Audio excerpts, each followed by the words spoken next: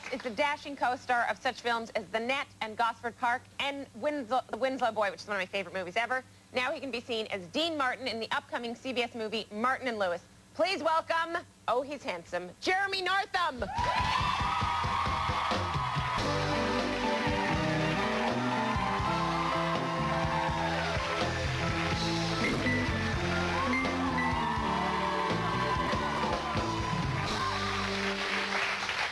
That British custom of the two-sided kiss. Yeah, I don't know whether everyone says I'm being European. Yeah. It's a good excuse well, to have you get two more kisses. bang for your buck. I like that. That's what I say. Yes. Now, you are an excellent bad boy. Oh, thank you. Do you think that's a good thing? Don't you find that? That you're always playing like a really good evil guy. Oh, I see. Yeah.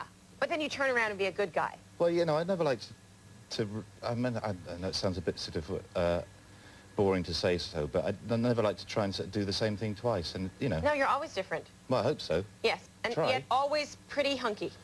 Huh. Yeah. Now, you went to an all-boys school in England? I did, yeah. I went to all-girls school. I would never do it to a child of mine. Really? That's not. I don't hold any grudge against my parents. I just think it's an unhealthy situation to be in. And it became a warped thing about the other sex. Well, yes, strange. I mean, it's like, you know, the first time I ever hung out with girls, I think was I was about 15. I started doing plays, I think, to hang out with girls. Oh, really? Because we could do plays with other schools. Oh. So no, not us. We had to play the men. Yeah, well, that Did you have to play women? Well, that happened at our school too, and we, you know, we always had to do a bit of cross-dressing. I didn't, but it always fell upon the smallest boy of the year somehow to be, you know. The girl? Yeah, absolutely. Like it wasn't burden enough to be the smallest child. He also had to be dressed as a woman. Exactly, exactly. How can we make your high school experience that much worse? No, it's quite a strange introduction to acting, really. And how was your first high school play? Well, but I think the very first one I did was a production of Green Pastures, can you believe? And then the following year we did a production of The Skin of Our Teeth, Thornton Wilder play. And I had a tiny part in it, which I didn't speak until the very end, and I think we only did it for like 2 nights.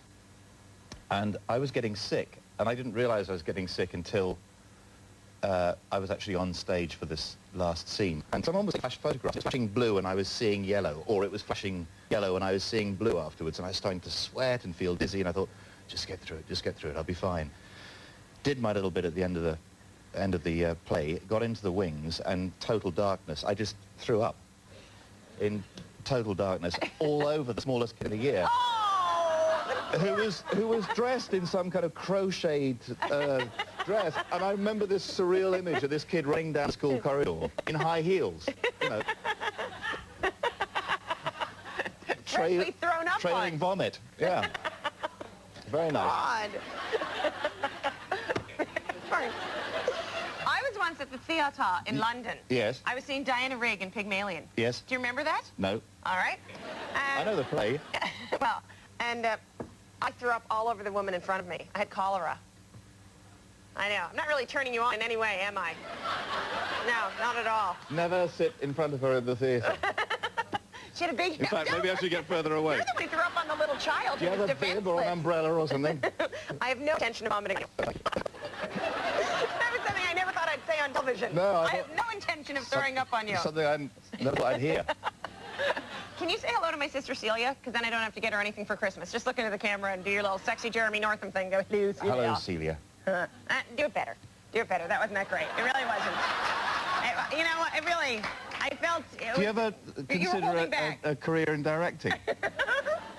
Look, play along, movie star. Just say, hello, Celia, like you're single and you mean it. Hello, Celia. No, that was completely perverse. What do you want? No, I want something in between those two. Like, you're not a complete lech, but you could be, you know, it could happen. Try it again.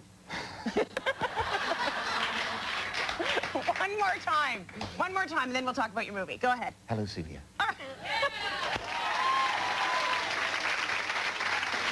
I saw Martin Lewis, and you're fantastic as Dean Martin. Thank you. All right, here they are together. Sean Hayes as Jerry Lewis, and you are Dean Martin. There's something about Dean Martin. I mean, when I was little, I always thought he was the sexiest man in the world. Yeah, it's a bit intimidating, really, because if you don't feel like that yourself, then... Right. You know, and he's such an iconic figure, and I don't look anything like him, and there's no way I could be anything like Dean, so you had to kind of look for some other things. It was a wonderful screenplay by John Gray, who directed it. And but your mannerisms, you look exactly like him in it. Oh, well, thank you. All right, let's take a look from the movie. I think it's great. Hey, if Angel was smart, he'd put us together, don't you think? I'm a solo act. Well, me too, but maybe, you know, together we could... I mean, I go solo. Brandy? Yes, eh? I'm just saying maybe, you know, once in a while... Hey, I like you. You got guts. You think so? Good luck. Take care, hon. Right if you get work.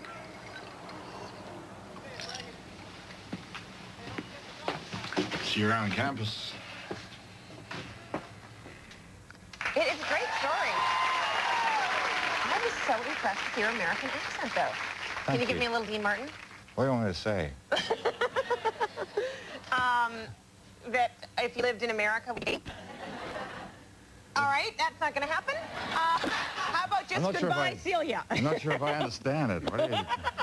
I love that. Martin and Lewis airs Sunday night on CBS. You're going to love it. He's fantastic in it. Oh, We'll be right back. You're really great.